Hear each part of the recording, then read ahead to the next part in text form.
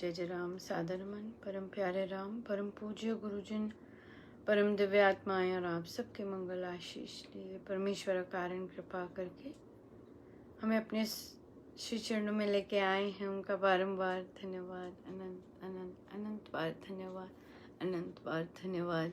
गुरुजनों की अकारण कृपा से वे हमें यहाँ इस समय श्रीमद् भगवद गीता भाषा के लिए लेके आते हैं।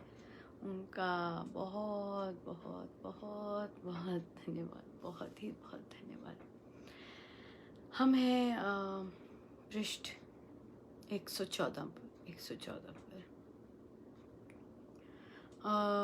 आई थिंक भारत में भी स्कूल्स खुलने के आदेश आ गए हैं। टीचर्स ने जाना शुरू कर दिया है। तो टीचर्स के लिए ये विशेषकर है कि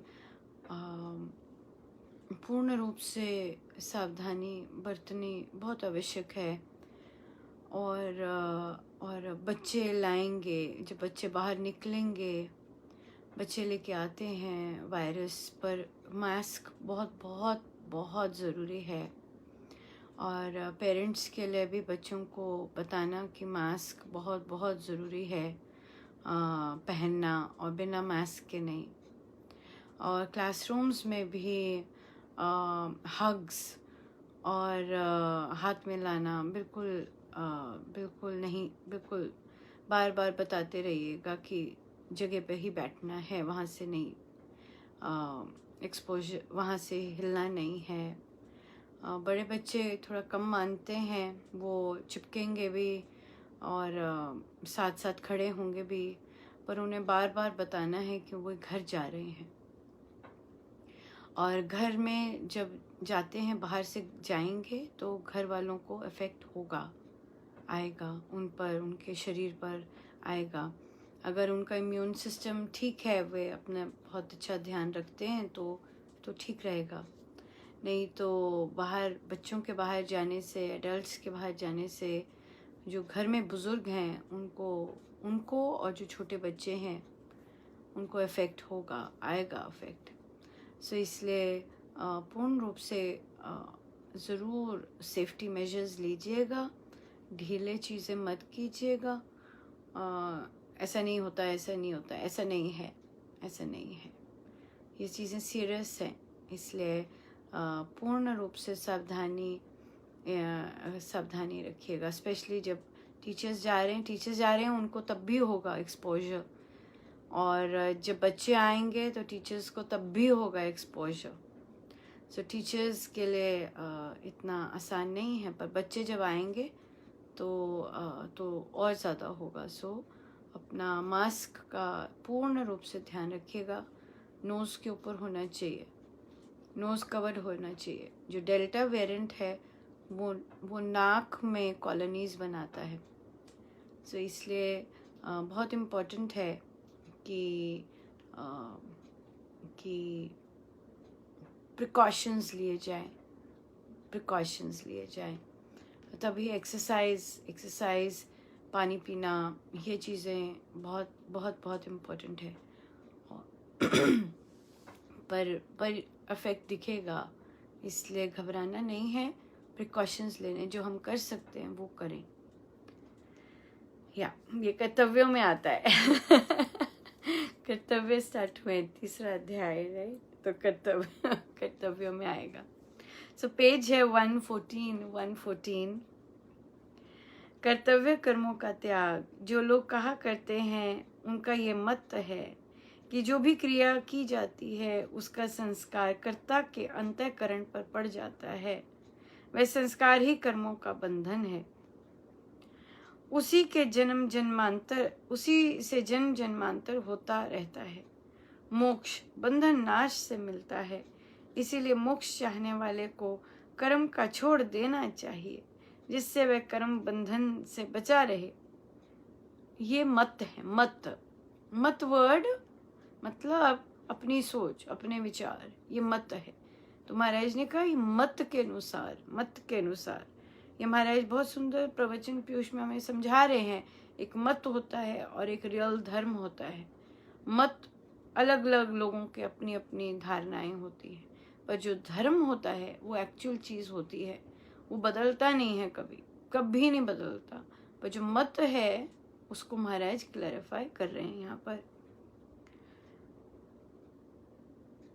इस पर महाराज ने कहा, हे कुंती पुत्र, यज्ञ से भिन्न प्रयोजन के लिए किए गए कर्मों से इस लोक में बंधन होता है। स्वार्थ और स्वर्ग सुख के उद्देश्य से किए हुए कर्म मनुष्य को बांधा करते हैं। इसलिए कर्मों के फलों के संग से रहित होकर तू उस यज्ञ के लिए कर्म भरी प्रकार कर। दान, पुण्य, सेवा, उपकार, समाज सुधार, दीनहीन जन रक्षा और पालन आदि सभी कर्म यज्ञ कहे गए हैं। ज्ञान, ध्यान, आराधन, चिंतन भी यज्ञ ही समझा जाता है। भगवान का नाम स्मरण भी यज्ञ है। अपने सब कर्म भगवान को समर्पण करके उनके करने में अपना अहंकार ना रखकर नियत कर्म करते रहना यज्ञ के लिए कर्म करना कहा जाता है। ऐसे यज्ञ के लिए किया हुआ कर्म बंधन ना बनकर कर्ता के परम कल्याण का कारण कहा गया है। एक section of the thought people है ना, जो लोग सोचते हैं कि भाई नहीं, क्योंकि हम मानते हैं कि कर्मों से बंधन बनता है और कर्म करने से मोक्ष नहीं मिलता, तो उन्होंने क्या किया, कर्म करने छोड़ दिए, कर्म त्याग बोल दिया कि नहीं छोड़ दो सब, नहीं बंधन में नहीं पड़ना, बंधन में नहीं पड़ना। तो यहाँ पर महाराज ने बहुत सुंदर क्लैरिफाई किया कि स्वार्थ और स्वर्ग सुख, स्वार्थ और कामना, स्वर्ग सुख मतलब कामना।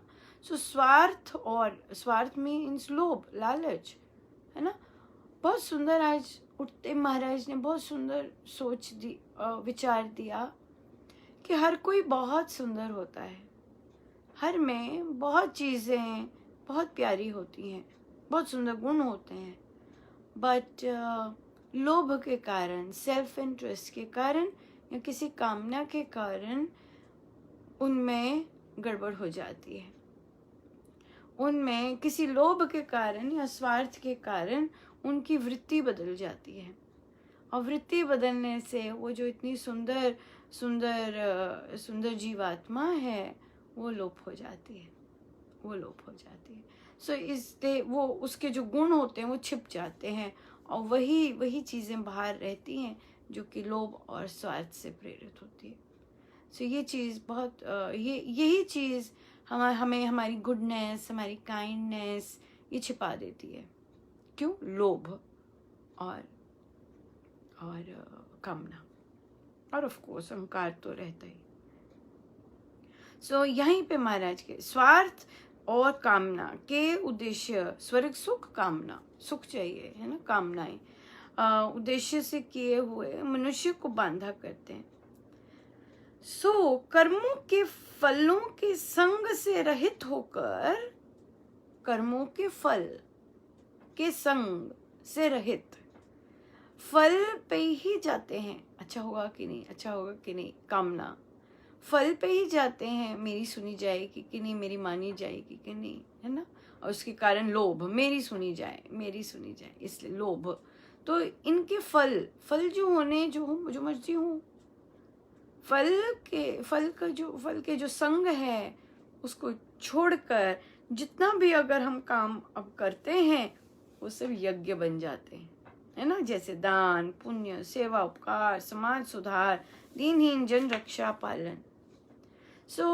अगर हमने कोई काम करा, परमेश्वर की बड़ी दया हुई, हमसे कोई काम करवाया और वहाँ पर हम उसके फल से चिपट गए कि अरे मैंने तो इतना किया, उसका फल क्या फल मिले, या मैं इतना करूँगा ताकि फल मिले, वहाँ पे अगर चिपक गए तब गड़बड़ हो जाती है।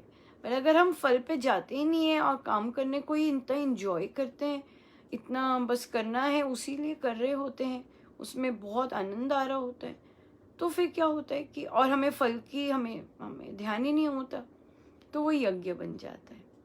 तो इसीलिए ध्यान, ज्ञान, आराधन, चिंतन यज्ञ हो गए, यज्ञ बन जाते हैं। नाम स्मरण यज्ञ हो गया, प्रभु को याद करना सब यज्ञ हो गए। और जितना भी ये यज्ञ हम कर रहे हैं, महाराज कह रहे हैं कि समर्पित कर दीजिए। अब समर्पण का क्या मतलब हुआ? बोलना मात्र नहीं, सबको पता है समर्पण क्या होता है, राइट? पर बोलना मात्र नहीं, नो, कि भाई प्रभु आपके श्री चरणों में, नहीं, उसके बारे में फिर सोचना ही नहीं। ये होता है समर्पण। जब कर दिया, जब दे दिया, जब हो गया सारा काम, तो उसके बारे में सोचना ही नहीं। That's it. वो तो अब किसी का हो गया ना। अर्पण कर दिया मतलब दे दिया। अब दे दिया तो दी हुई चीज को थोड़ा सोचते हैं। जो अर्पण कर दिया वो दी हुई चीज को नहीं सोचते। सो इसलिए हम जब अर्पण कर दें, सर्व समर्पण, तो जब अर्पण कर दें तो अब मेरा कुछ नहीं, अब तो दे दिया, अब प्रभु जाने। इस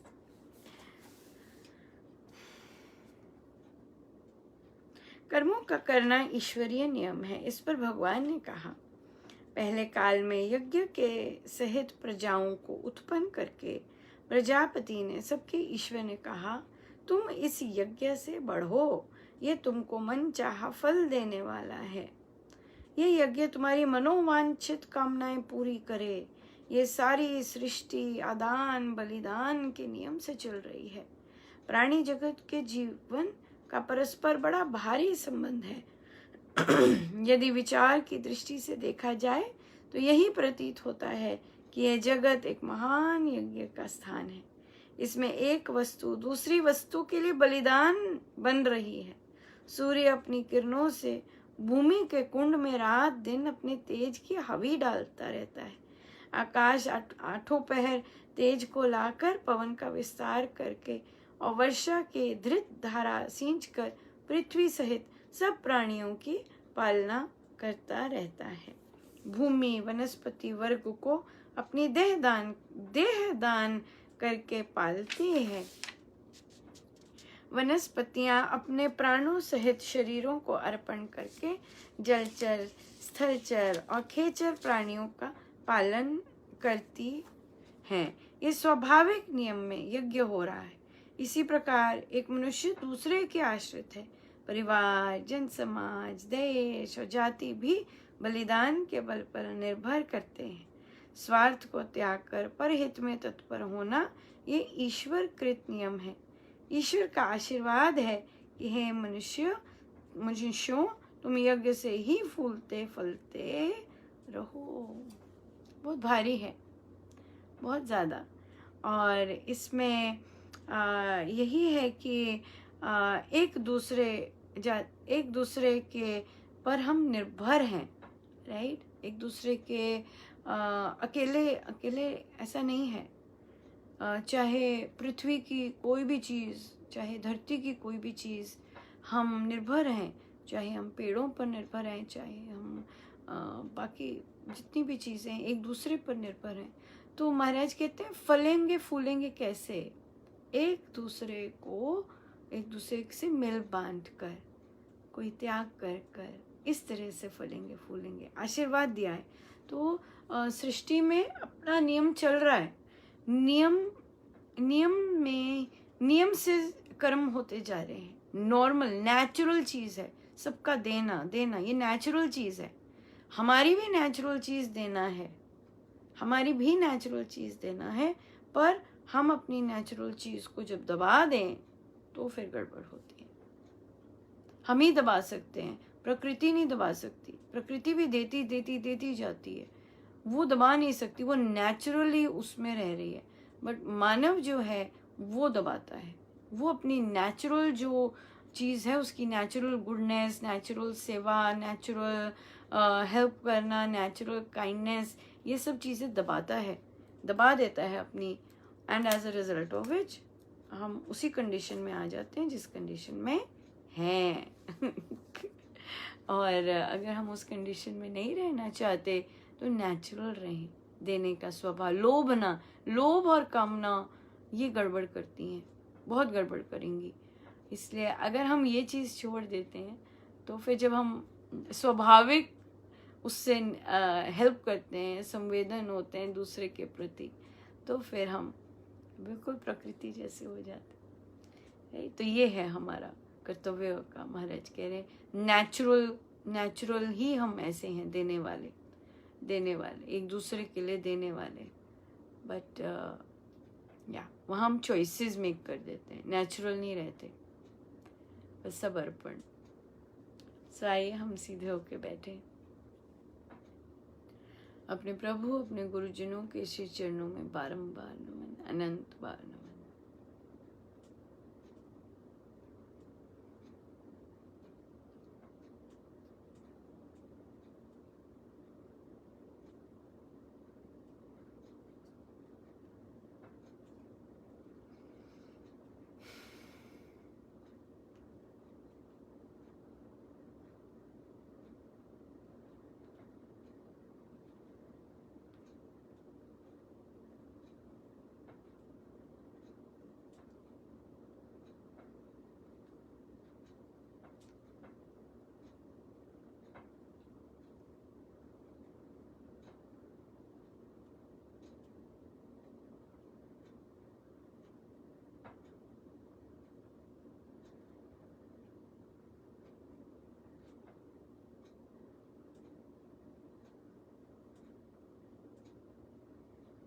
एक ही है परम सत्य।